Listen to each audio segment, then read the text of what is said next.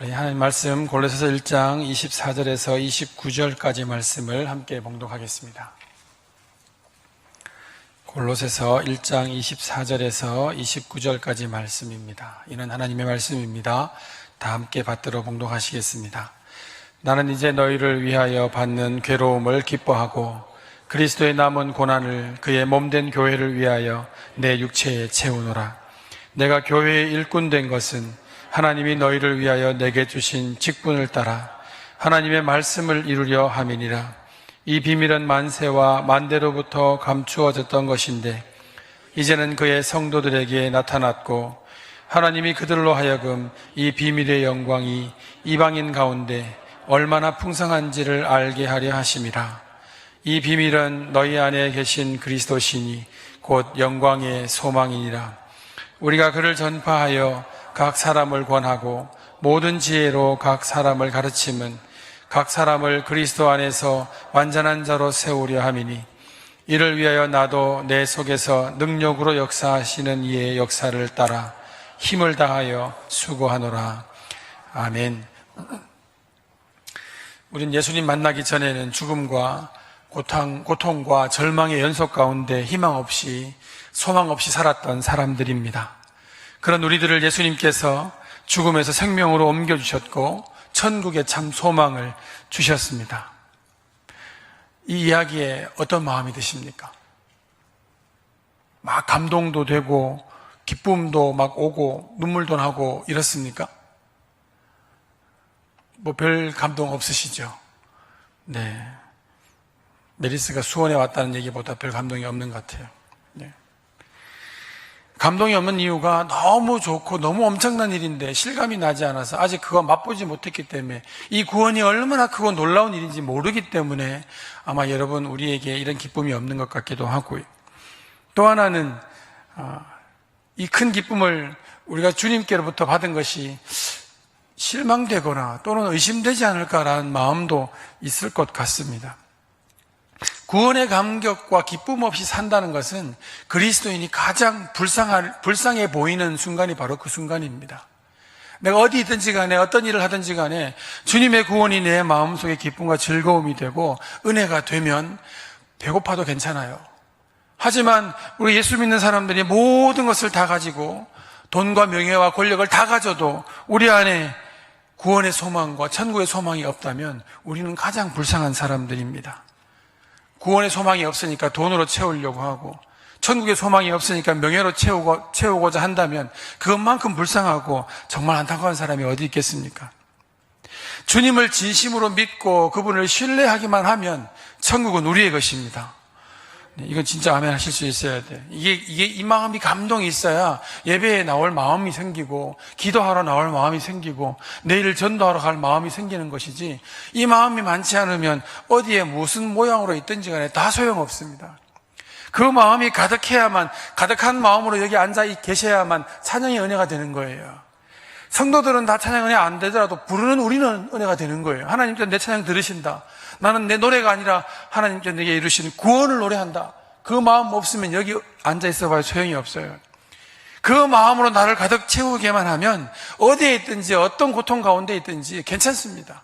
그것이 믿음이고 그것이 소망이에요. 아쉬운 일인지 또 괴로운 일인지 모르는 이야기를 한번 드리려고 합니다. 우리가 예수님을 믿으면 천국의 소망을 다 받습니다. 죄사함의 기쁨도 있고 내가 지금 당장 죽어도 천국 간다는 소망이 있습니다. 있습니까? 그러면 왜 주님께서 우리를 지금 당장 죽게 하지 않으실까요? 이건 심각한 이야기입니다. 그냥 우습게 드리는 게 아니라 내가 가장 구원받을 수 있는 순간에 하나님 날 데려가시면 얼마나 좋아요. 제가 경주에 있을 때 전도하러 가면 그 담 옆에서 연세 많으신 할머니들이 담 앞에 앉아가지고 쌀이 대를 다지고 땅을 탁탁 때리면서 하시는 노래가 있는데 한번 들어보시겠습니까? 볕 좋고 날 좋을 때 날 데려가서 이거 이제 권사님들의 노래예요. 볕 좋고 날 좋을 때 하나님 날 데려가달라는 거예요. 내 마음에 구원의 기쁨이 있고 즐거움이 있고 내가 지금 당장 죽음 앞에 섰을 때 안 되는데 아직 구원이 안 됐는데 내 믿음이 모자라는데 그게 아니라 나 지금 당장 죽어도 하나님께 갈 수 있다. 그 순간에 날 데려가면 얼마나 좋겠냐는 거예요. 좋을까요? 안 좋을까요? 여기만 좋은 것 같아요. 네. 여러분들 안 좋지요? 그래서 주님께서 내가 구원받은 그 순간에 날 안 데려가시는 게 다행인지도 모릅니다. 아직 나는 이 땅에 살 것도 많고 먹을 것도 많고 채울 것도 너무 많아서 지금 당장 불러주시는 거에 대해서는 굉장히 큰 부담을 가지고 있습니다. 그러니 주님께서 우리 안에 기쁨과 즐거움을, 믿음으로 주시는 기쁨과 즐거움을 다 찾아 누릴 수가 없는 겁니다. 이 말씀이 부담이 된다면 말입니다. 하나님께서 왜 우리를 이곳에 남겨두셨을까? 구원받았을 때 최고의 상태에 나를 데려가시지. 볕 좋고 날 좋을 때 날 데려가소. 전도하다가 그게 계속 제 마음에 뇌리에 남아가지고 전도하러 다니면서 운전을 하면 볕 좋고 날 좋을 때 날 데려가소. 이게 이제 경상도 사투리예요. 지방 방언이 아니에요. 예, 이제 주변에 있는 어르신들이 늘 하시는 말씀인데 아마 지금쯤 그분들 다 돌아가셨을 거예요. 그래서 많으신 분들인데 여러분 그렇게 찬양할 수 있을까요? 하나님 날 데려가십시오. 내 믿음 좋고 충만할 때 날 데려가십시오. 물론 내 새끼 아직까지 더 커야 되고 아직 시장가 안 갔고 대학도 안 갔고 내가 아직 키워야 하지만 주님 그렇지만 내 믿음 좋고 내 마음에 주님 마음으로 충만할 때 날 데려가 주시옵소서. 이 고백할 수 있을까? 그러면 하나님은 왜 데려가지 않고 우리를 이곳에 남겨놓았을까?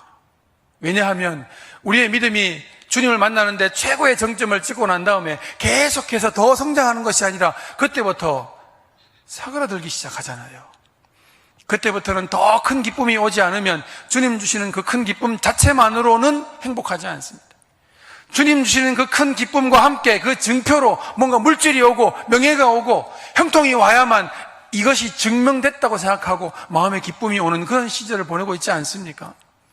주님 믿는 그 기쁨만으로 여기 있고 내 삶에 고통이 온다면 이 주님 기쁨이 이 삶의 고통을 이겨낼 수 있을까요? 오늘 본문에서 바울은 이겨낸다고 합니다. 자기의 몸에 고난을 담는다고 이야기합니다. 그리스도의 남은 고난을 채우고 교회를 위해서 자기의 육체에게 고난을 채운다고 말합니다. 그는 믿고 난 다음에 그 다음날이 더 행복하고 더 좋았던 사람입니다. 근데 우리는 주님을 맨 처음 만난 그때를 한번 떠올려 보십시다. 잘 말하듯이 예수님을 믿던 첫사랑을 잃어버렸다 그렇게 말하지 않더라도 우리가 맨 처음 예수 그리스도를 고백하고 내 믿음이 이것만으로 충분히 구원받는다는 그 순간부터 지금까지 우리는 성장해 왔습니까? 내리막길을 달려왔습니까? 왜 주님은 날 데려가지 않으셨을까? 질문이 참 무서운 질문이긴 하지만 우리는 한번 생각해 봐야 합니다. 왜 하나님께서 날 데려가지 않으셨을까? 이건 마치 한 편의 영화와 드라마와 같은 겁니다. 사랑하는 남녀가 모든 역경과 고난과 정적을 다 물리치고 눈물 가운데 사랑의 결실을 맺습니다. 모든 영화와 드라마는 사랑의 결실을 맺는 그 순간에 다 끝이 납니다. The end. 그 다음에 이 두 남녀가 어떻게 살았는지는 말하면 안 돼요. 왜 안 될까요? 틀림없이 그 둘이 결혼해가지고 내가 네 만나가지고 인생 다 베렸다 막 그랬을 것 같아요. 사소한 현실의 벽 앞에서 사랑은 무너집니다. 아이들 기르면서 양육하면서 경제적인 어려움과 이런 것들을 경험하면서 시어머니 시아버지를 통하여서 다 사랑에 대한 환상들은 다 깨어지고 내가 니를 목숨 걸고 사랑했다. 그게 언제적 이야기인데 심각하죠. 여러분들 이야기입니까? 사랑만 그런가요? 신앙도 그렇지 않습니까?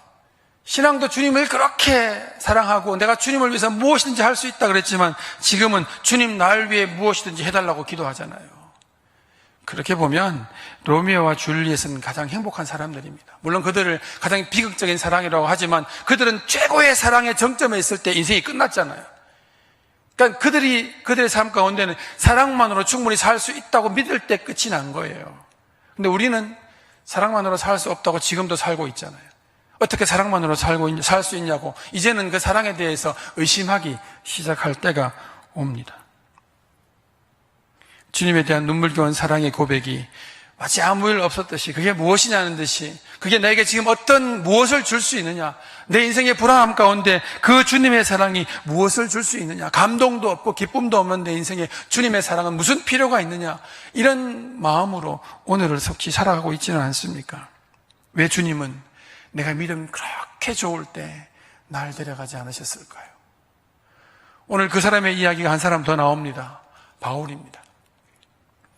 바울은 평생, 물론 그도 성공하고 싶었겠죠. 하지만 바울의 고백이 예수님 만나고 그의 삶이 바뀐 것을 보면 바울은 그의 평생의 인생의 질문이 있었던 것 같습니다. 인생은 왜 태어났고 어디로 가고 무엇을 믿어야 하는가?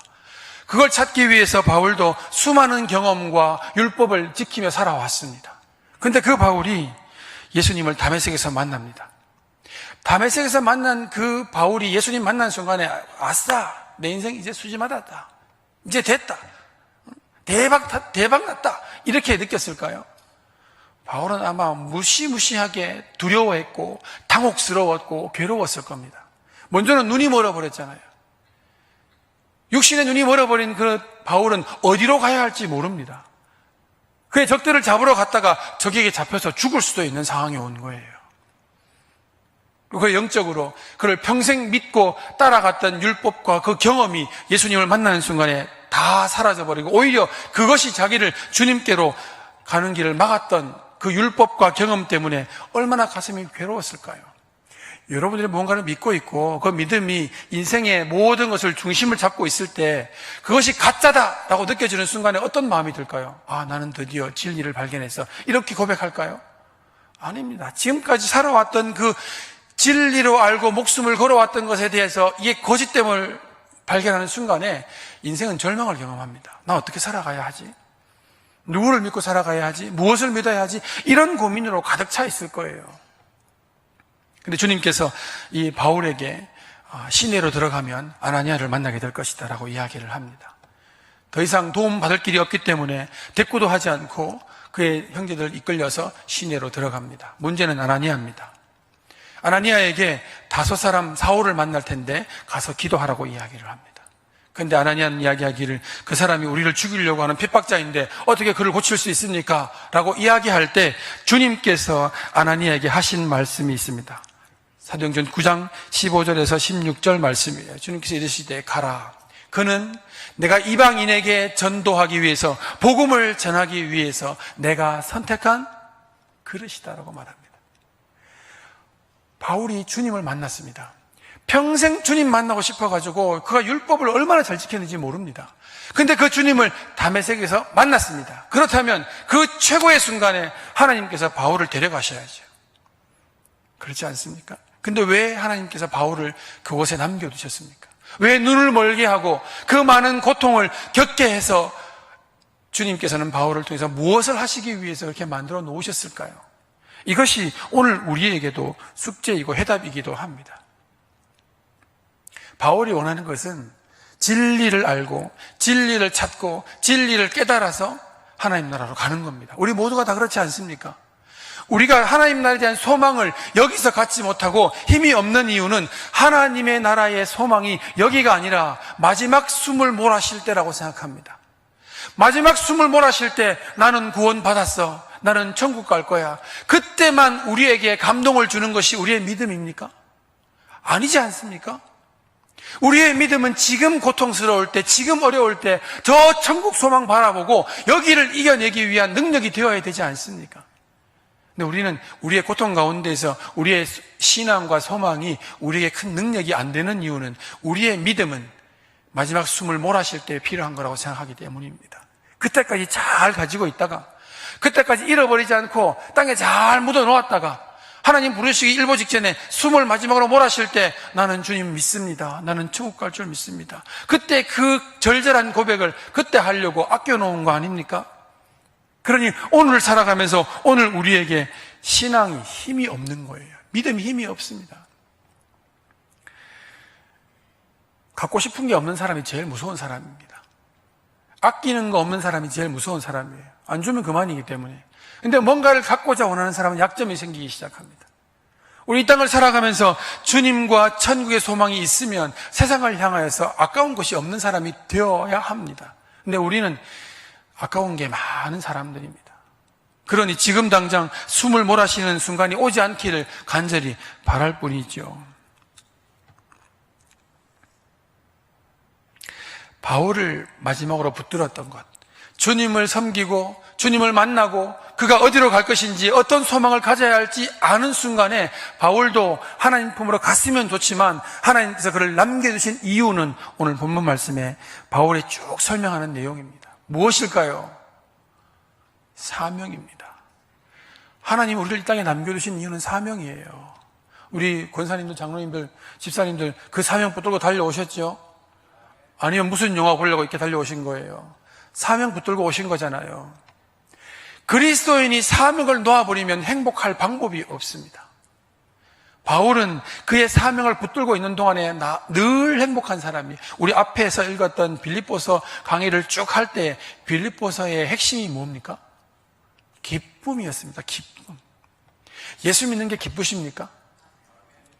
네, 그 기쁨이 더 충만하시기를 축복합니다. 예수 믿는 게 기쁘지 않은 이유는 또 무엇입니까? 예수 믿고 안 기쁜 이유는 제 경험상 예수님 믿어도 돈도 안 들어오고 건강도 안 낫고 똑같더라는 거예요. 그러니 예수 믿어도 별로 기쁨이 없어요. 근데 기쁨이 있는 사람은 예수님 믿었더니 병도 낫고 사업도 잘 되고 이러면 또 기쁨이 있는 거예요. 그 기쁨하고 이 기쁨하고 다른 기쁨이에요. 바울이 바라보았던 기쁨은 하나님께 쓰임 받는다는 기쁨이에요.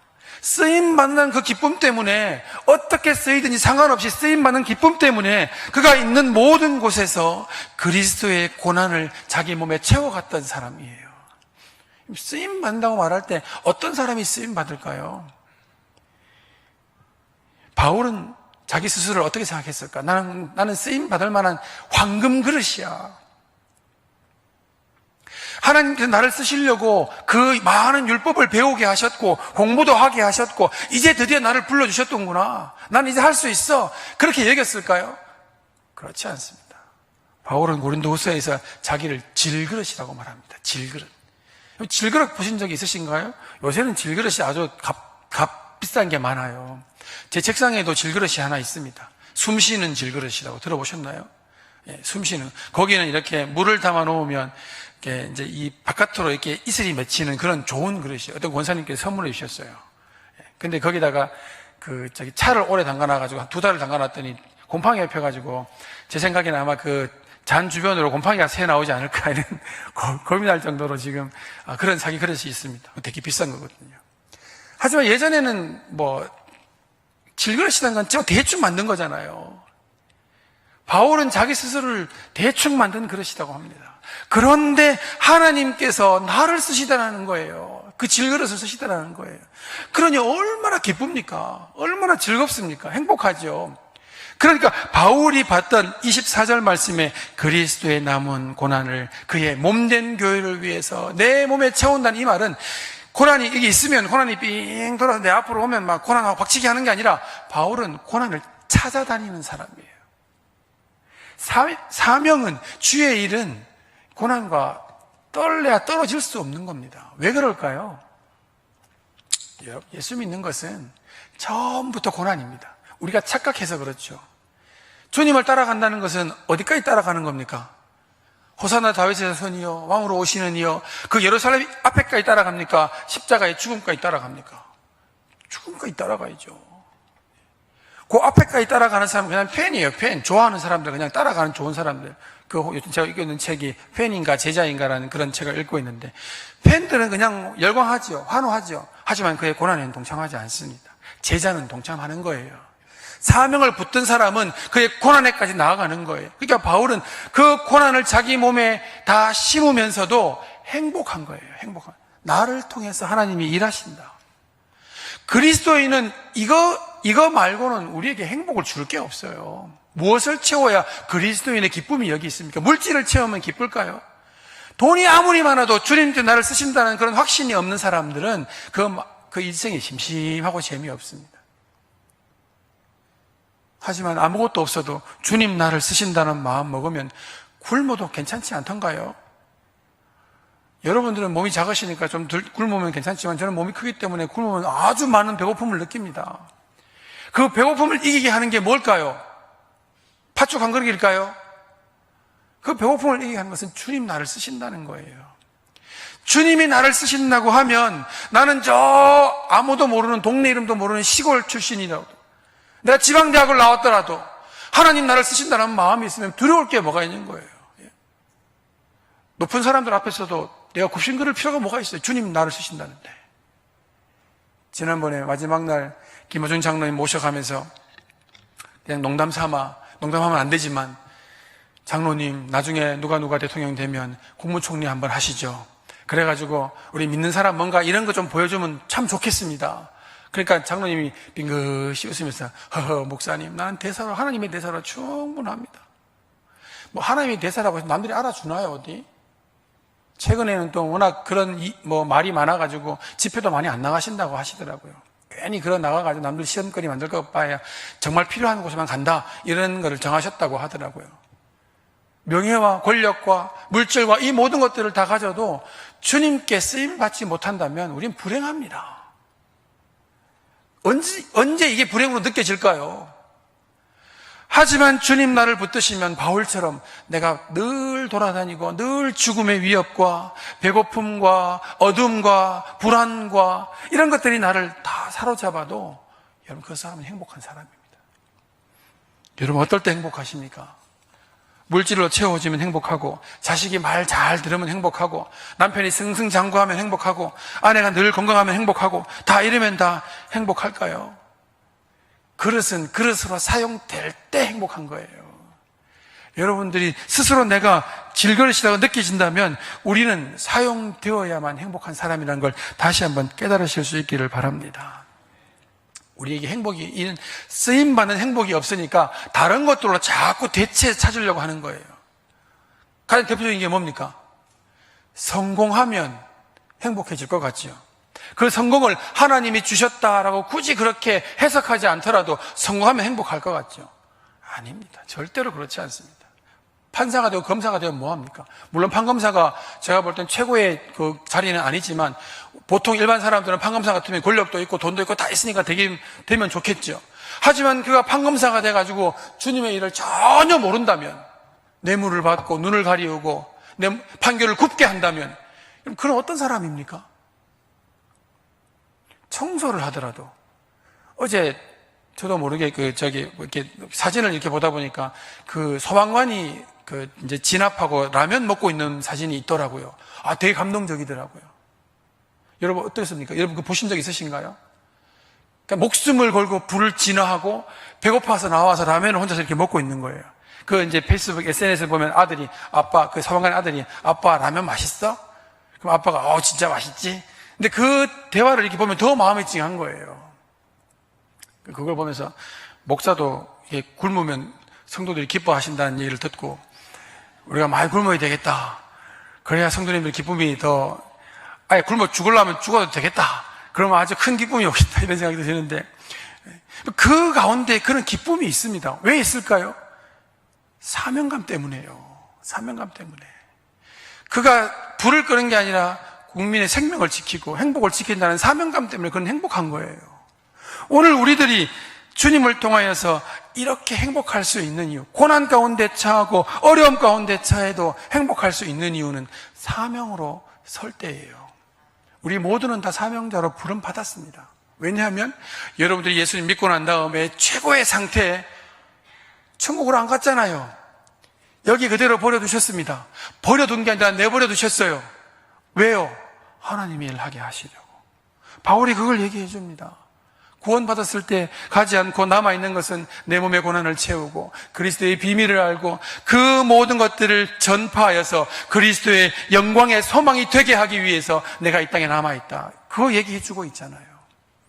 오늘 우리들도 이렇게 살아내지 않는다면 주님께 맨 처음 받았던 그 기쁨과 영광이 서서히 사라집니다. 지금은 한 반쯤 사라졌겠죠.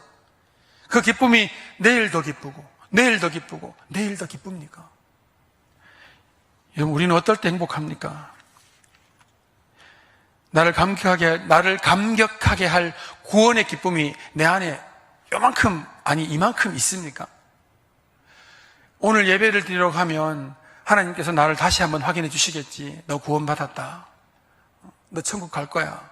확인해 주시겠지. 그 음성 들리면 마음속에서 오늘 하루 종일 일이 안 돼가지고, 하루 종일 계약이 안 돼가지고 그 사람들은 얼마나 애를 먹이는데, 그게 결제가 안 되면 망할 수도 있는데, 그것 때문에 마음 졸여서 그래도 예배라서 왔는데 오늘 말씀에 너 구원받았어. 천국 갈 거야. 그 마음이 우리를 정말 기쁘게 해줄 수 있다는 거예요.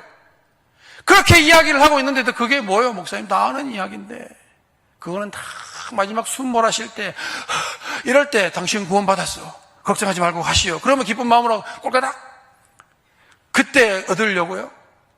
우리의 구원과 기쁨이 도대체 그 능력이 어디 있냐는 거예요. 그러니까 세상 사람들이 교회를 우습게 보잖아요. 나는 믿음 있어. 하나님 나를 함께 하십니다. 그 이야기에도 세상 사람들은 콧방귀도 안 껴요. 그래서 뭐 줬다고?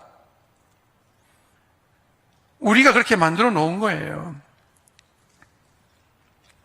가장 행복한 그리스도인은 사명으로 살아가는 그리스도인입니다. 천국 이야기할 때 가슴 설레이고, 주님 이야기할 때 태연 그 마음에 기쁨이 있어서 어떤 어려움도 이겨낼 수 있을 것 같은 마음이 생기는 거. 예배 드리기 위해서 일찍 와서 십자가, 3개의 십자가, 이건 떨어져 있는데 저거 붙어 있네. 그래, 저거 목사님이 저거 우리라 그랬지. 그래, 내가 주님 안에 붙어 있는 게 얼마나 행복한가. 우리 찬양대 연습할 때에도 권사님께서 좀 모질게 그렇게 하는 게 아니에요 라고 해도, 아이고, 나를 찬양대 불러주는 것만 해도 얼마나 감사한데. 아멘 하시기 바랍니다. 네. 그런 마음이 내 안에 있어야 예배 신앙생활이 기쁘지요. 행복하지요. 아침에 예배 드릴 때 다 올라오면 여러분들은 전부 다 저를 잡수실 것 같이 쳐다봅니다. 뭐 어쩌라고 저보고. 예? 저한테서 뭘 바라십니까? 근데 오늘 얼마나 힘들게 살았는지 그 얼굴을 보면 알 수 있어요. 근데 왜 주의 말씀으로 위로를 못 받습니까? 이 자리를 떠나나가면, 저 문을 열고 나가면 여러분 마음의 구원의 확신과 기쁨이, 그래, 난 주님께 구원받았지, 이것만으로 충분해, 괜찮아, 그러고 나가실 수 있습니까? 믿음대로 될 것입니다. 근데 나가면서 바뀐 것도 하나도 없고, 아이고, 또 집은 어떻게 가나, 그런 무거운 마음으로 간다면 우리의 믿음의 행복과 즐거움이 어디에 있습니까 도대체? 왜 주님은 나를 왜 돌아가셨고, 왜 내가 그 최고의 순간에 왜 날 안 데려가가지고. 자, 그런 분들에게, 여러분들에게 노래를 하나 가르쳐 드릴게요. 날 좋고 볕 좋을 때 날 데려가소, 날 데려가소. 주님은 우리에게 기쁨을 주시기를 원하시는 분이고 행복을 주시는 분이십니다. 그 행복이 조금도 감소 안 되고 날로 증폭되기를 원하시는 게 주님 마음이세요. 그렇게 살아가기 위해서 주님 말씀하시기를 사명자가 되라는 거예요. 어떤 사명을 감당합니까? 여러분 삶의 사명이 얼마나 많습니까? 그리스도인으로 살아가는 게 사명이에요. 내가 이렇게 살면 나를 통하여서, 야, 저 사람 예수인이구나, 야, 저 사람 예수 믿는 사람이구나, 그거 한 번만 딱 되면 그게 사명이에요. 꼭 뭐지 뭐하고 목숨 걸고 순교하고 그것까지 다 바라시지는 않을 거예요. 그냥 내 삶에서 내가 믿음 지켜 살고, 은혜 지키고 살고, 구원의 확신의 기쁨으로 살고, 성령의 충만함으로 살고, 천국의 소망으로 사는 것이 사명입니다. 그렇게 살아가면 바울의 이런 고통 가운데에서 놀라운 고백들을 하게 되는 거예요. 바울의 하나님과 우리 하나님이 다릅니까? 동일하지 않습니까? 때론 슬퍼할 수도 있습니다. 하지만 그 모든 슬픔과 고통을 이겨낼 수 있는 것은 바로 이것입니다. 사명하는 저와 여러분 될 수 있기를 축복합니다. 기도하실 때, 함께 합심해서 기도하실 때, 주님, 제가 주님의 그 구원의 기쁨만 갖고 살았는데 그 기쁨을 쓸 수 있는 사명의 자리를 달라고, 사명을 발견하게 해달라고 우리 간절히 합심해서 잠깐 기도하겠습니다. 자비로우신 아버지, 오늘 감사합니다. 저도 부족합니다. 나약합니다.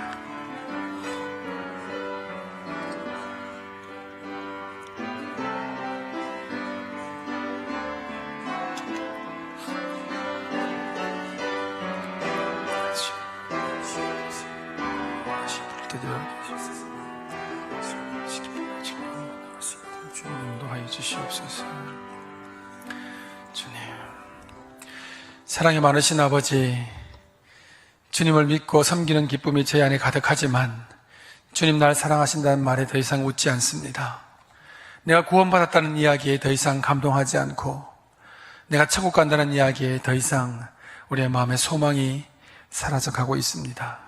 주님, 오늘 바울을 통하여서 그의 사명이 다시 주님 앞에 서게 하였던 것처럼 저희들 다시 주님 앞에 세워주셔서 저희들의 사명으로 살아가게 하여 주시옵소서.